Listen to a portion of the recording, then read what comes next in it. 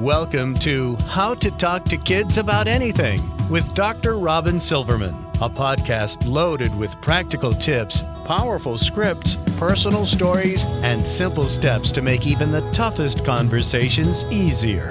So get ready to get the information you need to make the impact you want from someone you trust, your friend, parenting expert, Dr. Robyn Silverman. Hello and welcome to How to Talk to Kids About Anything, where we give you the tips, scripts, stories, and steps to make even the toughest conversations easier. I'm so honored to be your host, Dr. Robyn Silverman, child and teen development specialist, author, and speaker, and most importantly, parent of two great kids who give me the opportunity to love, learn, and grow every single day, whether I want to or not. Believe me, I get it. It's not always easy, but we're in this together, and we have some great people helping us along the way. Now, we live in an uncertain world. Modern times, from politics to illness to how the economy functions, racial and gender bias, and even the opening and closings of schools and camps right now has taught us that nobody can perfectly predict what it is that's going to happen from year to year, from month to month, and even from day to day. The world we know can feel disturbing and unfamiliar at times.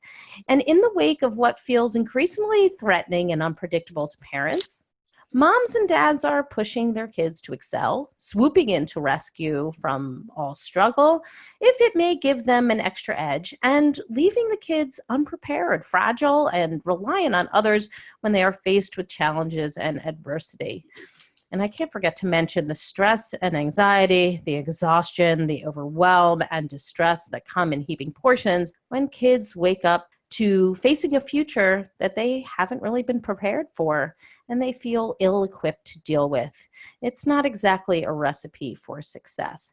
Of course, we too, as parents, are stressed out as we compare ourselves incessantly with the Joneses who are leading their perfect lives on Facebook and Instagram, while we worry about what school our children will attend, which extra sport or activity they can take to round out their resume, and when in the world they will learn another language to make themselves more marketable. But my next guest tells us there is hope. We are learning what skills our children really need to succeed. And they have to do less with learning to code or taking another AP class, and more to do with adaptability, mental agility, curiosity, collaboration, tolerance for failure, resilience, and optimism. Most importantly, my next guest provides the day-to-day solutions parents can use to raise kids who are prepared, enthusiastic, and ready to face an unknown future with confidence and optimism. And of course, there's no time that we need that more than now. Madeline Levine, Ph.D., is a psychologist with over 35 years of experience as a clinician, consultant, educator, and author. Her New York Times bestseller, The Price of Privilege, explores the reasons why teenagers from affluent families are experiencing epidemic rates of emotional problems. Her follow-up book, Teach Your Children Well, also a New York Times bestseller, tackles our current narrow definition of success, how it unnecessarily stresses academically talented kids and marginalizes many more whose talents and interests are less amenable to measurement. Her current book, Ready or Not, focuses on how to best prepare our children and ourselves for an uncertain and rapidly changing world.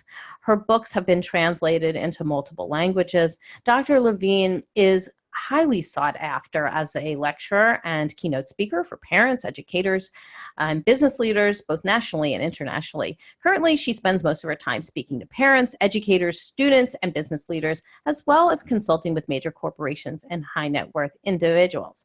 Dr. Levine and her husband of 40 years, Lee Schwartz, live in San Francisco and are the incredibly proud parents of 3 adult sons and a newly minted granddaughter. So welcome, Madeline Levine, to How to Talk to Kids About Anything. Thank you so much, Robyn. It's a pleasure to be here. Well, I'm thrilled to have you. Before we get into the book and all of the information that you have for us, for Sure. those people who haven't had the opportunity to meet you, to read your books, to hear you speak, can you tell us what gets you up in the morning and what got you so interested in this topic of preparing our kids and educating parents so that kids can thrive in an uncertain and rapidly changing world?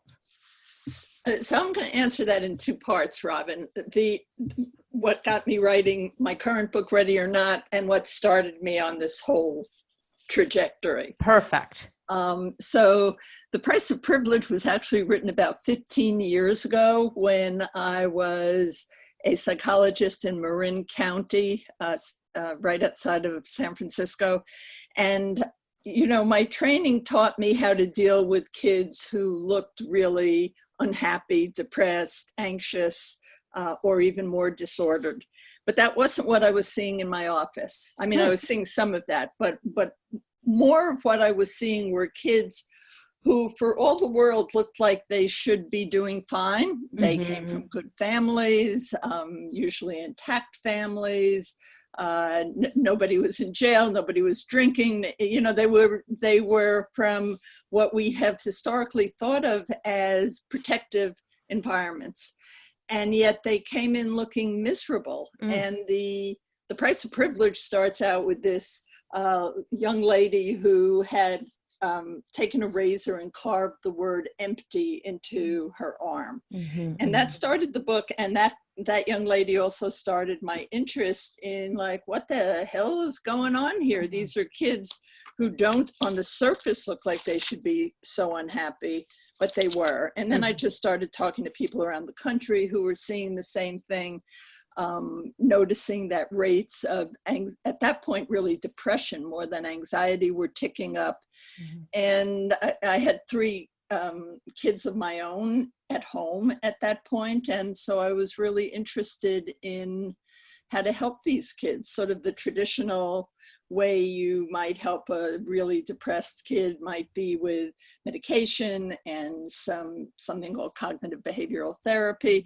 But these kids didn't fit that pattern. They didn't need medication. And I really wasn't sure what was wrong with them. So that was the beginning of my interest.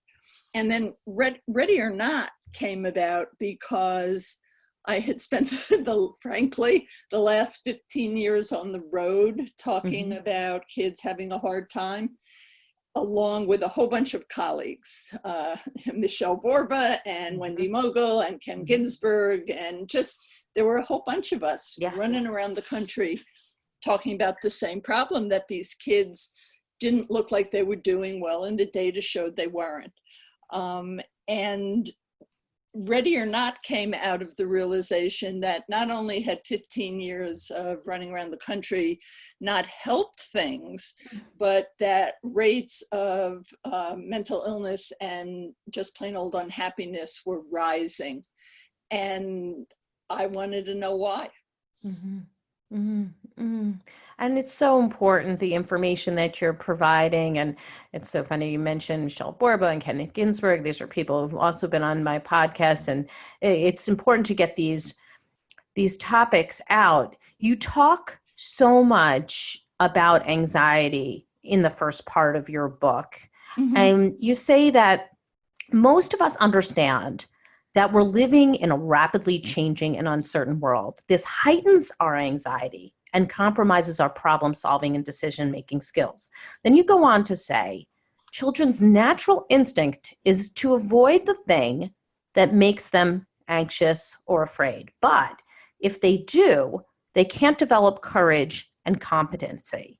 So given what you're saying here, and that we, of course, don't want our children to be highly anxious and can continue to avoid the things that, you know, will help them grow, how do we help our children learn from and overcome some of that anxiety so that they can try new things and become more desensitized from those things that make them feel fearful? Are there do's and don'ts that you can discuss?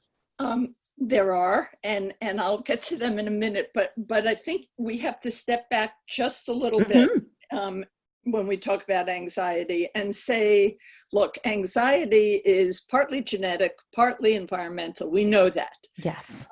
And these rising rates of anxiety, where 30% of kids now have an anxiety disorder.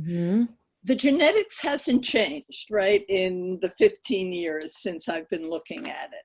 So you have to then take a look at what's changed in the environment.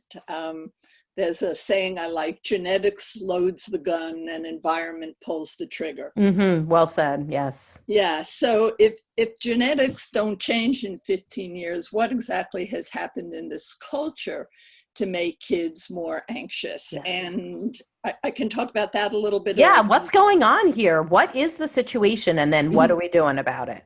Okay, so I think that that in order to really solve this, one has to go back to definitions of success. Mm-hmm. So success has had a very narrow definition for a long time for many reasons.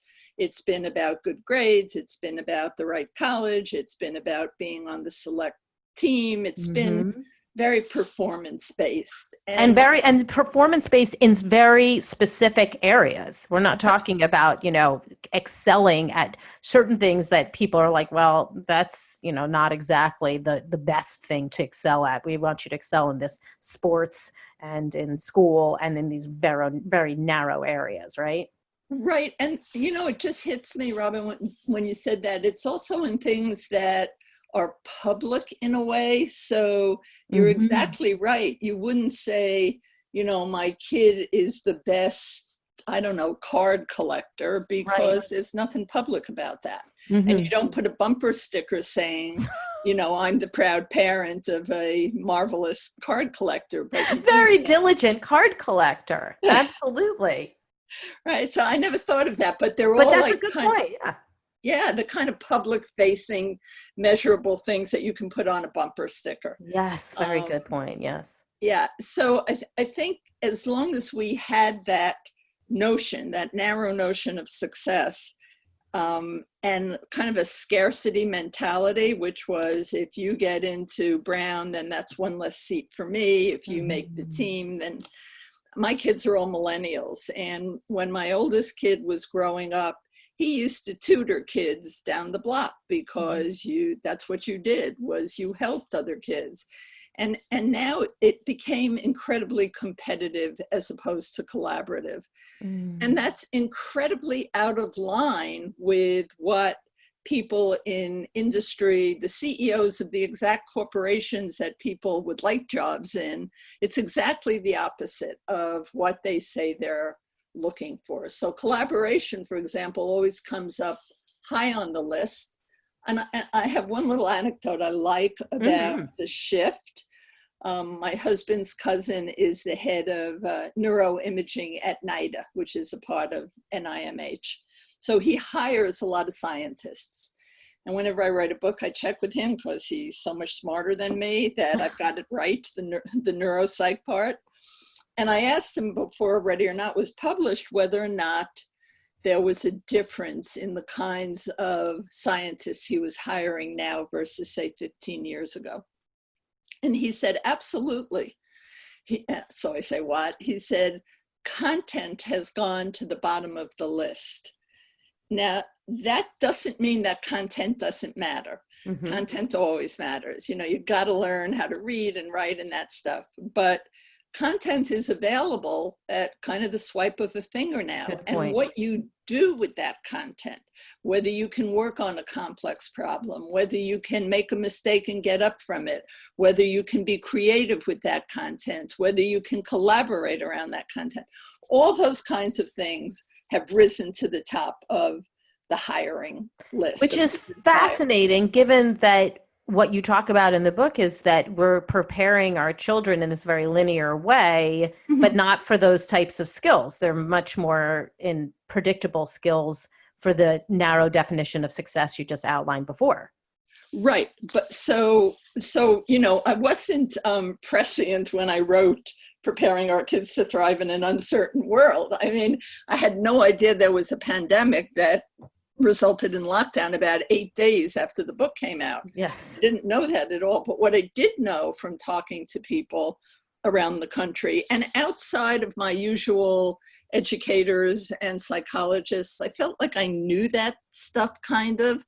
I wanted to see what people who were in the middle of change, had to say about how you navigate change. And that meant going to admirals and generals and CEOs and heads of hiring, people who were kind of right in the middle of it, and asking them what they were looking for. And it came out to be the same thing over and over again, which was, competence and flexibility, the things you mentioned earlier, curiosity, creativity, self-regulation, resilience, and they're all teachable skills. They're just as teachable as calculus A.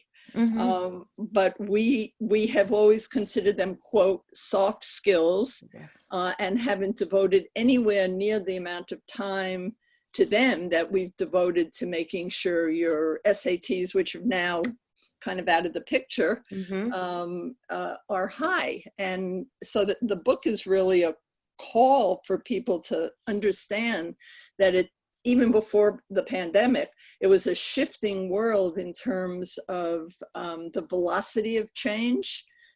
People will often say, well, there was the Industrial Revolution. Well, there was, but that took place over 100 years. The iPhone was popularized within about 4 years. So the velocity of change is different. And I think we were on the wrong trajectory. We were just not paying attention to how the world was changing and how we would have to adapt. Okay. So that really feels like the crux of it, as we were saying, that we're sort of preparing our children in a way that wasn't actually equipping them with the tools they needed to be the new type of successful, adaptable, and all of those things that we just mentioned. We are making them look great on paper. Very stressed out, though, and not willing to try new things because they were scared to make mistakes, because what would that show on paper? So what is the solution, or part of the solution at least, for parents who are listening to help their kids then start trying new things and become more adaptable and more resilient, what if they're certainly worried or anxious about many different things? So the reality, Robyn, I think, is you start with yourself. When I said environment pulls the trigger, it's what are parents themselves going through that have made it so difficult to pay attention to these signs, right? I'm not the only person who's noticing that jobs are requiring different skills. And I think one of the things, and I can speak especially to mothers because I'm a mother and most of my patients were mothers, have been mothers. I think that, excuse me, I've been talking a lot, I'm sorry. It's quite all right. My voice is a little cracked.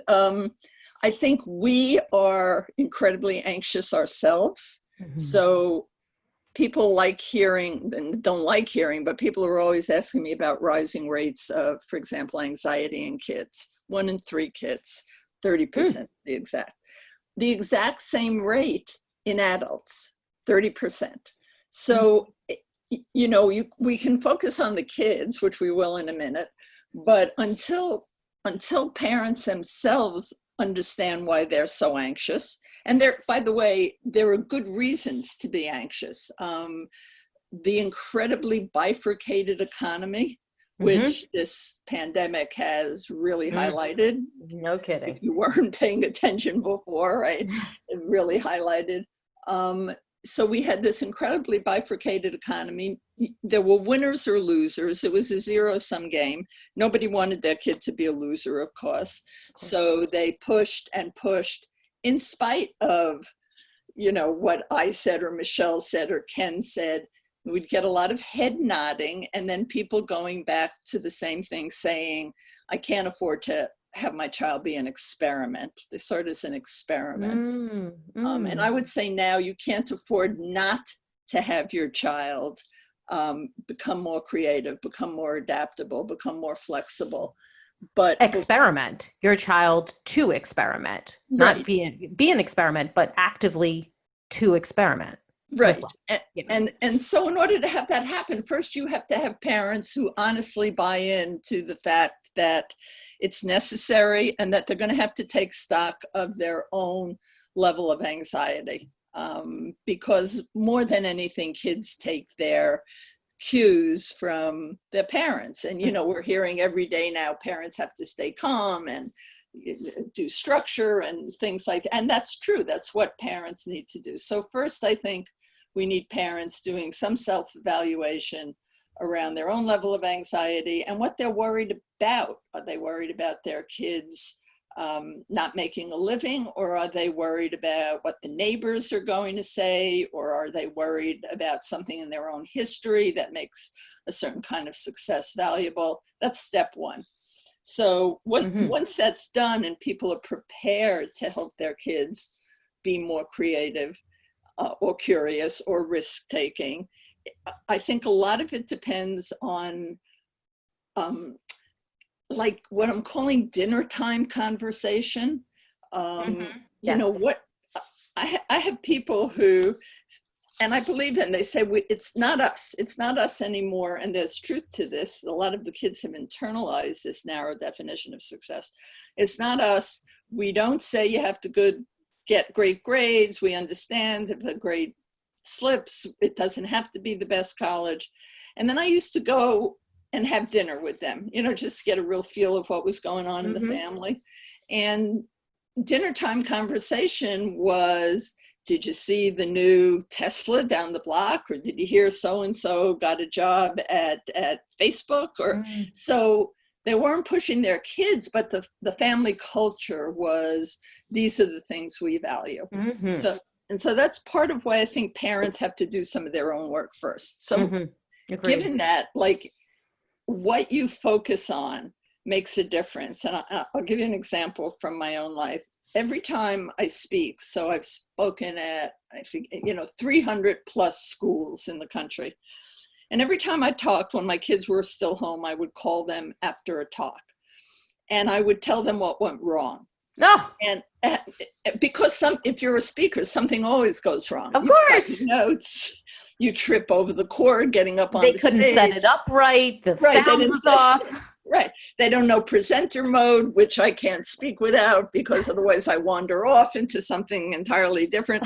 So something always goes wrong. And it's trivial and one adapts to it quickly. So I decided long ago that instead of telling my kids, oh, that was great, which they didn't really have much interest in anyway, I would tell them what went wrong. And so it became kind of a family joke.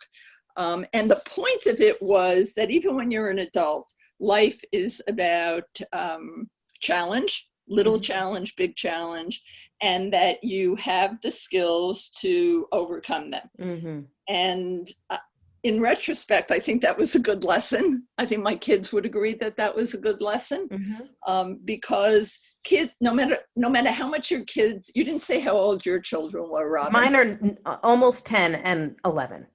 So that they're on the cusp of adolescence. Yes. For sure, my daughter, who's ending her 5th grade year, definitely feels that way. Right. So, if she hasn't started eye rolling yet, she probably will at some point. I've seen it. that. So no matter how much your kids, roll their eyes at you and stuff, you're still the most important person in their life. And so I think to the extent to which you allow for and encourage, and I don't like the word failure.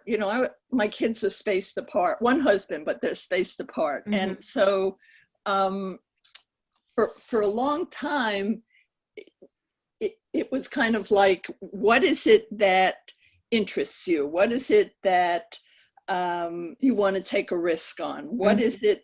So I was a mother for a very, very long time, is my point. Yes. And every kid is different. I didn't do my usual disclaimer, which I think is important. Every kid is different. Every family is different. And to your audience, Robyn, when you listen to an expert, we know globally how to do these things. So if you say, well, wait a minute, I don't think creativity is something that can be taught. Yes, it can. And I can help you with that. but every child's different. Mm-hmm. So will you end up with a Yo-Yo Ma or a Picasso? Probably not. Mm-hmm. I have a funny story in my book about something we had done at Challenge Success, you know, the thing I co-founded down at Stanford, which is education reform. And we have a big meeting once a year, and we put up scenarios. And one of the scenarios was about a boy whose math grade was falling, and his parents were concerned. And we gave our audience of over 1,000 people 3 options. One was take the guitar away. One was oh yes, I remember this story. Get him a tutor, and one was when his grade comes up, give him more time on the guitar. Mm-hmm. And I mentioned that story to a friend of mine named James Hetfield, who is the head singer of Metallica. And he looked at me like I was crazy, and he said, "What happened to start a band?" Yes, exactly. Right? And you know, that's a great example of if we can broaden our own notions about creativity, then kids by nature, I have a 1.5-year-old granddaughter, they are unbelievably curious. And every time, and I've heard this hundreds of times in my office, don't take photography, don't take chemistry. No, I'm sorry, don't take pottery, don't take photography, don't take theater, you know, they won't help your GPA. And it's a huge mistake, because those are the places where creativity is valued. The creative kid is valued. The creative idea is valued. And so you can facilitate that by, 1, being creative yourself, 2, paying attention to your child when they exhibit some creativity. One of the things I used to do with my patients, Robyn, was whenever they came in with their long story about how great their GPA was, because you get to be a little bit of an actor when you're a therapist, was I would be really bored. You know, I'd kind of look out the window, look at my watch. I was not interested. But when they came in with a creative idea, you know, I would perk up, they would perk up, and, you know, you're just reinforcing that. And the questions you said, like, came like rapid fire. Tell me more about that. What was really interesting to you? Like, what, and right. Like it was the floodgates would open on your end and on their end. Right. And so, you know, that, you know, if I have to make one point in my life, it is that parents need to listen. They need to elicit those kinds of things. And parents are always saying, my kid doesn't talk to me. And my answer always is, well, how well do you listen to your kid? So important. I think I circled your stuff on listening in your book too. It is so valid that we need to make sure we're listening, and not just listening for the quote unquote right things, right? Listening for those nuggets of things that are different about our children or creative about our children. But I would also say what really interests them. Like my son has like this profound sense of justice. So when I hear him say something about something in the news or something at school, or something that seems unfair, I want to hear more about that. Right. Like, tell me more about that, because he's passionate about it. He's like, there's something, you know, he's been hearing all about racial bias lately and all the horrible stories that have been highlighted in the news. Right. And I just actually wrote up one on Facebook today, and it's been shared a lot because it's a conversation with him, and it really does highlight his sense of justice. I want to pull those things out. They're tough conversations to have at times, but I want to pull them out because that is like the nugget of who he is, right? That's like something that's going to become something for him. I don't know where it will take him in life or why that's such an important thing for him. But if I pull that out of him more, he's only becoming more of himself, right? Absolutely. And so I have a little story that might answer some of that. You know, where does this take you? Because I think the fear is, oh, that's nice. He's a kind kid, but, you know, you don't make a living off of it. So my youngest son was like your son. He was every kid's different. He was the kid in the family who took food when he went out to give to the homeless. He worked construction in the summers, he would make lunch for the guys on his crew. This is when he's in high school, because he couldn't understand how they made a living. They all made $12 an hour, and they were, you know, in my neighborhood, they were Mexican guys who had a family, and he couldn't figure out how they could feed their family on the $12 an hour they were making. So he made their lunches. You know, it's lovely. And what happens to him? And I did have some concern about, he's so nice. Is he going to be taken advantage of? Or, you know, so I understand that totally about people worrying, but, you know, I tried to stay the course. Anyway, he's now a lawyer at City Hall in charge of what's called an equity program. And doesn't that make sense? Yes. Like, I mean, when you look back, you go, yeah, like that actually makes complete sense that he was that kid and now he's this adult. That's so cool.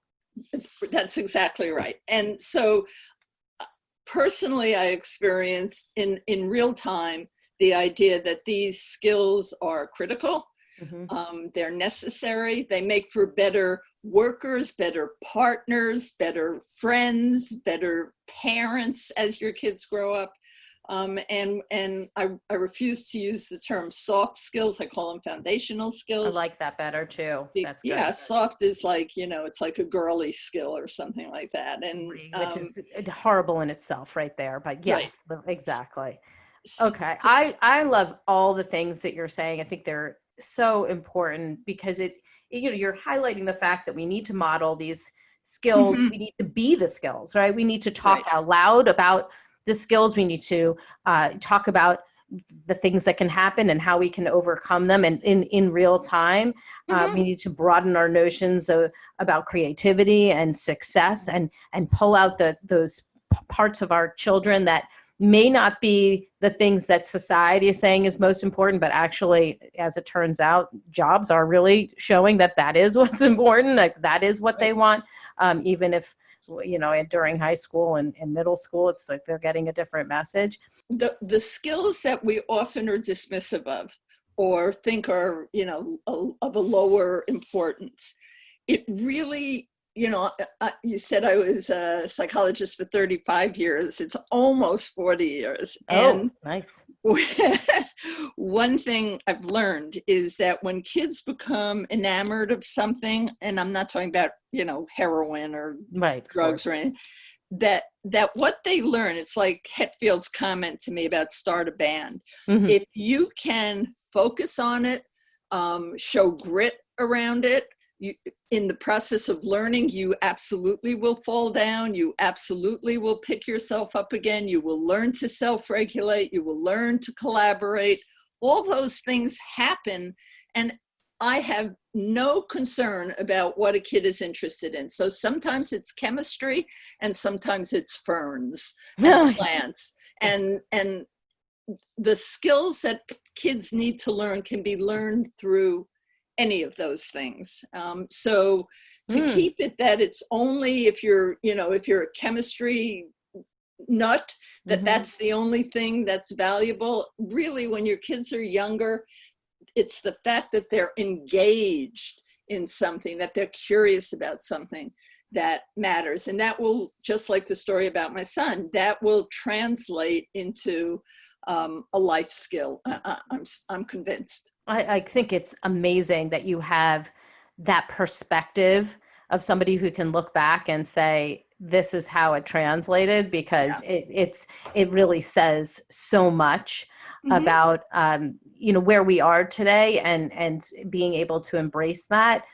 If you have a child who, for those who are listening, who do seem particularly anxious, and you are, you know, modeling, but they're still getting those messages from society.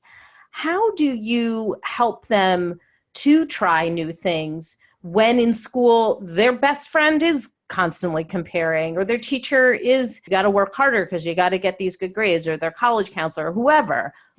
How do we counteract those messages that seem really strong from what they're getting from society? So I think we do a couple things. Again, I think, you know, the culture of the house is really important. Yes. the ability, excuse me, to listen to our kids' distress around those kinds of things is really important. And, you know, when we were talking about listening, I've done seminars for CEOs on how to listen. We think we're listening, and very often, especially as a parent, you know, you're formulating the solution to the problem. You've got an agenda. Right. You got an agenda, and you do know better. The fact is you do know better because you're 30 years older or 40 years older than your kid is. But the only way the kid learns to, you know, sort of put that out there and solve it himself, because at the end of the day, you know, it's all about intrinsic motivation and an intrinsic set of values, not something that's been projected onto the kid. That's how you help that kid figure out for themselves. And not jumping in to rescue them, as you talked about, or over-involvement. Even the people we're calling colleges and saying, I've got to give them a piece of my mind because you're not doing X, Y, and Z. I was like, yes, exactly. Right. And, you know, I have that whole chapter on what I'm calling accumulated disability, this urge to spare one's child, and by extension oneself, from anxiety. So you have an anxious kid and they don't like walking past dogs, and you do everything in the world to make sure that they don't have to walk past dogs. That's the exact opposite of what a psychologist would do in their office. They would do, you know, exposure, and a little bit of exposure, a little bit more, a little bit more. Avoiding problems is not any way to become comfortable with them. And I think that instead of being quite so solution oriented, like you didn't get invited to that birthday party, so we're going to have a bigger birthday party. I think when we still had sports and I was a huge Warriors fan, one of the kids didn't get invited to the party, so the mom and the dad took the whole group of kids to a Warriors game, they were very exciting. And they thought that was a great thing to do because it stopped the kid from being anxious, which meant it stopped them from being anxious. But they absolutely deprived that kid of a disappointing experience. They made it a much bigger deal, didn't they? I mean, they really did make that issue a much bigger deal. That's right. And so I think parents need to work on a phrase like, you've got this, I think you can handle it. You can do hard things. Yeah, exactly. And, you know, in my office, I rarely hear that. I rarely hear like a kind of confidence that kids can manage difficulty. I hear my daughter actually repeating things like, I am fully competent. I am fully, because it's so the way I phrase things. You are fully able to do this. And she's like, Mom, I am fully able to do this. I'm fully competent. I'm like, okay, it's being fed back to me now. I guess I'm not helping you with that. You got this then. But like, that's so cool. And so she has, you know, people talk about confidence. It's really important for kids to have confidence. You don't put confidence on when somebody says, oh, you know, you got a great grade or that you did a beautiful job. You get confidence when you're competent. Yes, and they have to be able to make the eggs themselves then, right? That's right. They have to make the cookies themselves. And then, yes, they can ask for, you know, scaffolding and help in any way, but they actually need to be able to take the lead, even though it's going to be messier. And as you say in your book, I totally related to this, that the parent was like, it's just quicker for me to do it. Of course it's quicker for you to do it. You totally know how to do this. Right. Absolutely quicker. Right. So, and think just that's a great experience making eggs. You know, they'll burn them once. They'll be mushy once. They'll forget to clean out the pot. You know, all those things which are learning opportunities. And I have one more thing I want to say about that capacity to tolerate disappointment, because I think it's what the kids I was starting to see 15 years ago were suffering from, was an inability to deal with the challenges of life. And right before the virus, the last talk I gave here in San Francisco, I had 500 people, and I asked how many people in the audience had never had their heart broken. One person raised their hand. Wow. That meant 499 of the rest of us had had our heart broken at some time. And I was interested in that because, you know, unfortunately, breakups and things like that are often precipitants for depression or even suicide. And obviously everybody in that room had, except for one person, had made it through that disappointment. And in thinking, if you think about it, how do you get to a point where you can tolerate having your heart broken? It's because you tolerated not going to that birthday party, and you tolerated not getting on the select team, and then you tolerated not getting into the college that was your first choice. So there's a titration, a dosing of disappointment over many years. Unfortunately, right now, I think kids have been thrown into the deep end of the pool in terms of learning to tolerate disappointment. Right, because they're not having prom, they're not having an in-person graduation, they've had all these issues right now, and if it had been taken away from them in those small doses, as you're talking about, if this is their first soiree, this first time that they're dealing with it, it's really tough. This is a tough one. It is, and as difficult as teenagers can be right now, you got to have a lot of empathy for them because the kids that I treat, they're coming home from college and living with parents again because they don't have a job. And that's so hard. Right. And I think about like my niece is in 12th grade. My daughter's in 5th, so she's also like moving up to a new school. But I think of my nieces especially, because here you are, like you're graduating from high school, you're about to, set forth in many ways to this new life that you've been preparing for and excited for, and you've been making plans for, and then all of a sudden it's not happening in that way, or it's like you're sort of going but you're sort of not going, and how frustrating that must be for them. They really are giving up a lot of those first experiences as we remember them. And it'll be different for them, and they'll get their feet under them, I would imagine, because that's the way it will be. But it's hard, and it is time for some empathy in that regard. Absolutely. For sure. And I think it's also a nice opportunity for parents. There's been a million articles, which I've contributed to, on tips and do this and don't do that and all those kinds of things. I think I call them the 4 S's. There's 4 things that kids need to thrive. And that's stability, security, being soothed, and being seen. And if there's anything that I sort of like to say to your audience, it's that you may be having a hard time, the kid may be getting up later, or the dishes are in the sink, or there's dust balls, whatever. Use the tips that people have thrown out, and they're mostly around take care, self-care. I'm not frankly sure what self-care means right now, because we have so many multiple jobs. But no kidding. Yeah. I mean, it's easy to give out tips like that, like take care of yourself and lock yourself in the bathroom and scream if you have to. Right, that's exactly that's really what it's amounted to at this point. Like, can you get into the shower and scream or cry?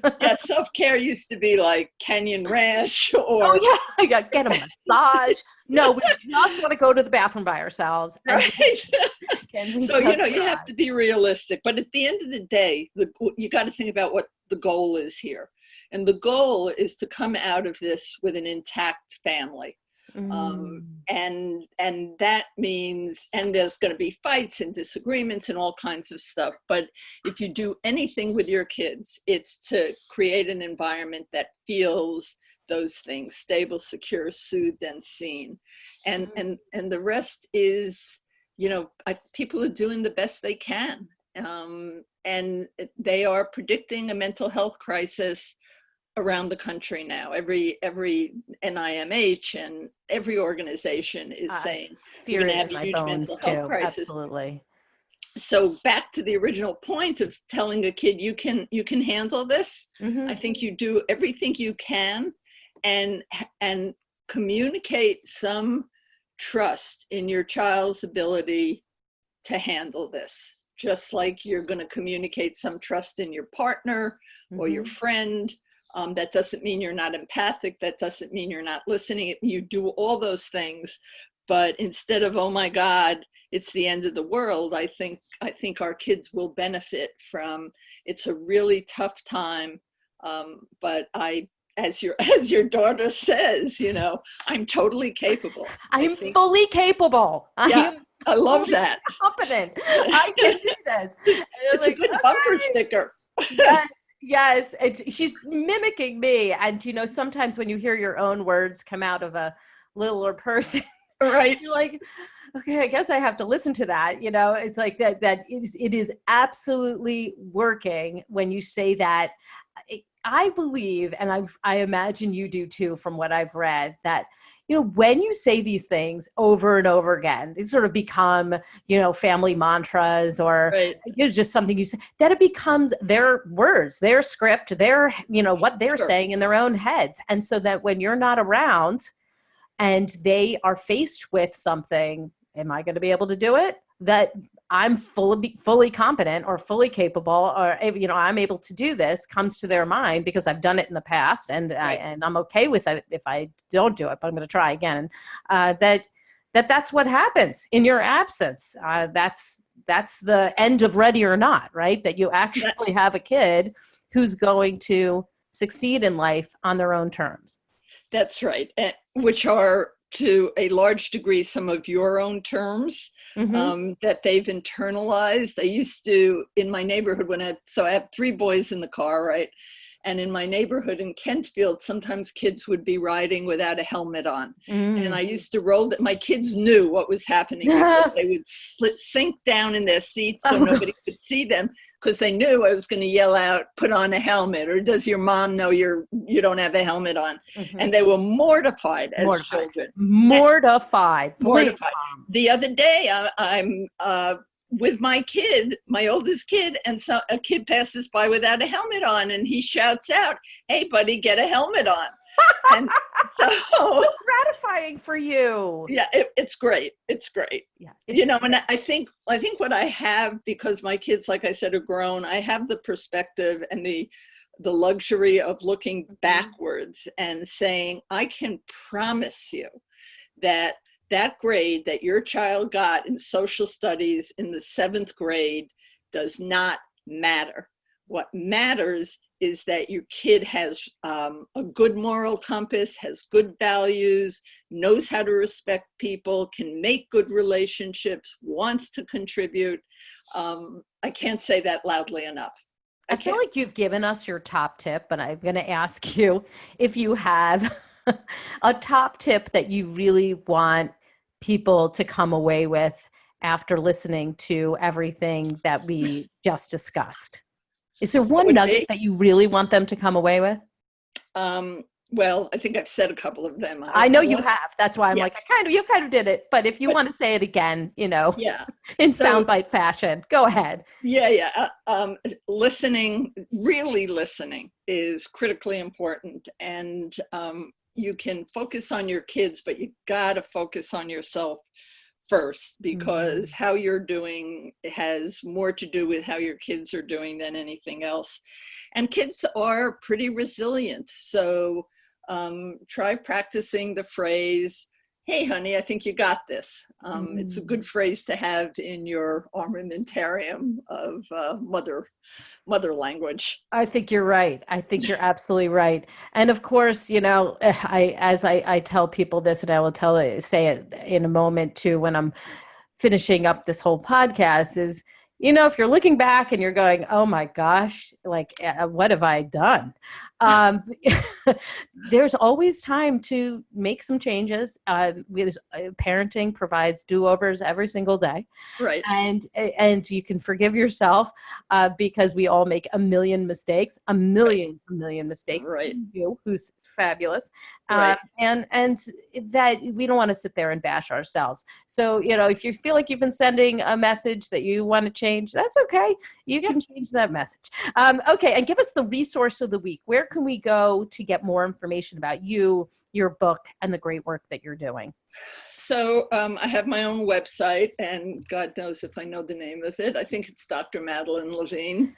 I'll have the link on our show notes. So even so, don't worry about it. That shows you my level of sophistication, technological sophistication. The other place would be Challenge Success.